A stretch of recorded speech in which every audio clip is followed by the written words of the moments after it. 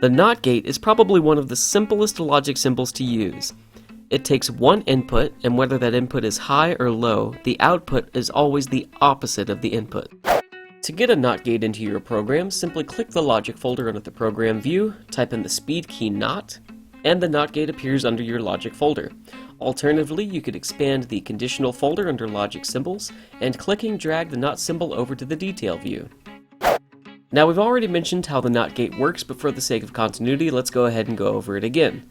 Whatever the input is, the output automatically changes to the opposite. And since these are digital signals, you're limited to a true or false on the input, and therefore you're limited to a true or false on the output. So for instance, if the input was set to true, you know that the output would automatically go to false, and if the input was set to false, you know that the output would automatically go to true. And even though this is pretty simple to understand, we're going to make a demo circuit for it anyway. I'm going to use the NOT symbol that I already dragged into the system, couple it with an input from the X panel, and then feed the result of the NOT back to the X panel. And like I said, it's pretty simple, but with our program finished, we're going to compile and upload to our processor.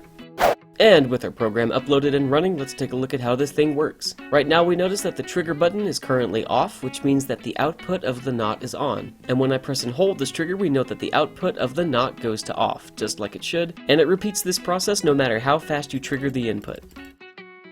There are many situations in which you would use a NOT symbol. For example, you could use it to report when a device has gone offline. Most peripheral devices, whether they're RS-232 or network related, have an online status that is usually high when the device is online. But what you really want to know is when the device goes offline, because then you're going to have your problems. A NOT gate would enable you to do that.